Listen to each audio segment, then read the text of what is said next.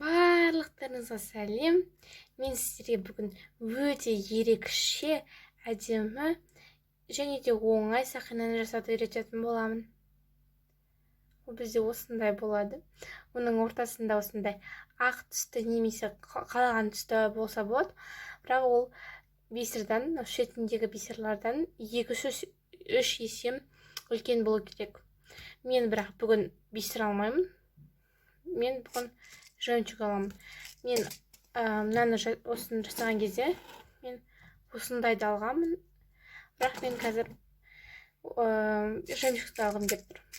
Біз енді қазір бастайық. Біз лесканы аламыз. Мен лесканы 40 қойғанмын. Бізге леска 30 сантиметр керек. Сіздер кеммен алсаңыздар, сізге леска жетпей қалуы мүмкін. Қазір осылай ұстайсыздар. Екі жағына осылай. Енді біз сол жағына, қалған жағымызға мен сол жаққа саламын. Сол жаққа жемчугты саламыз. Ақ түсті жемчугты саламыз. Сосын мен сол жағына салдым ғой. Енді оң жағына жасыл түсті, қара түсті бисерден 7 дана салатын боламын. Міне мен 7 дана қара түсті бисерді салдым. Енді мен бұны астын кіргіземін. Сонда бізде осындай болып шығады.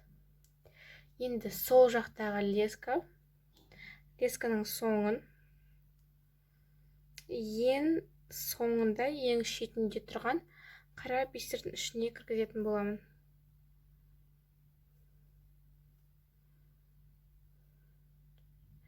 Сонда бізде осындай шығатын болады.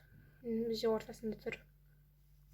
Енді біз бұны жалғасын істейтін боламыз. Біз енді оң жаққа емес, сол жаққа емес, енді тағы да оң жаққа салатын боламыз қара түсті бисерді. Міне біз 7 дана қара түсті бисерді салдық. Бізде осындай болып шығу керек. Енді мынау сол жаққа ақ түсті жемчугті салатын боламыз. Бізде осындай болып шығады. Енді тура бағанағындай сол жақтағы жемчугтағы лесканың соңын ең соңғы шеткі жағындағы қараны ішіне кіргізетін боламыз.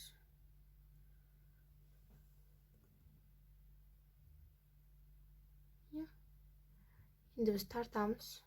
Сонда бізде осындай болып шығады. Міне. Енді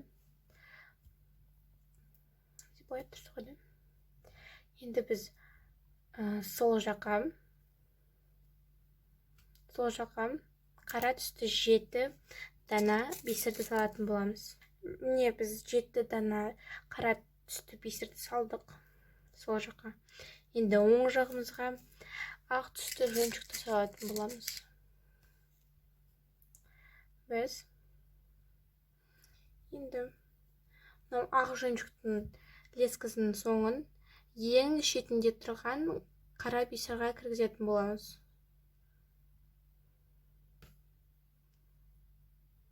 Бізде осындай болып шықты. Енді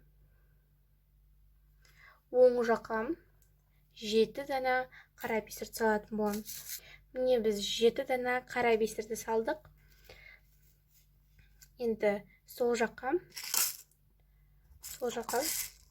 ақ түсті жемчугті салатын боламыз. Енді мынау ақ түсті жемчугтың соңын, лесканың соңын ең шетінде тұрған қара бисердің ішіне кіргізетін боламыз.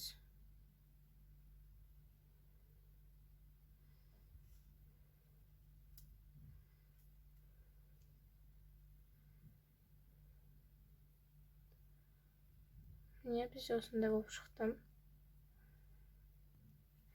Енді біз қолымыздың размеріне қарай жасайтын боламыз ең соңына дейін.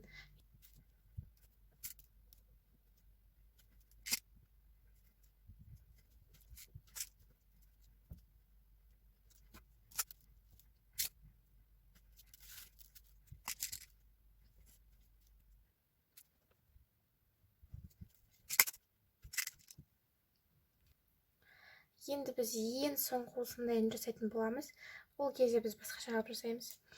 Біз 7 дана салмаймыз, 6 дана қара бисерді салатын боламыз. Міне біз 6 дана қара бисерден салдық. Енді сол жаққа, оң жақтағы дискаға ақ түсті жемчугті салатын боламыз. Біз енді жақынырақ көрсетейін. Ең бірінші салынған бисердің ішіне лесканы кіргізетін боламыз. Менің ақ жемчугім кетті. Кіргізілді. Енді біз екінші сол ақ түсті бисердің ішін тоже ең бірінші салған бисердің ішіне кіргізетін боламыз. Міне біз кіргіздік. Бізде осындай болып шықты. Бәрі әдемі. Секунда. Ерекше және де.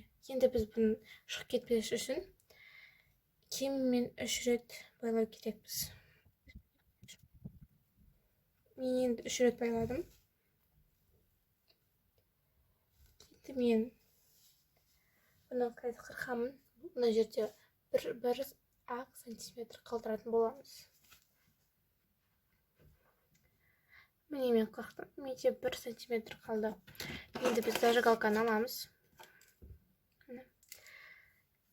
Кішкене жай тигізіп тұрып, кішкене читтер поджигать етеміз. Кешеуден.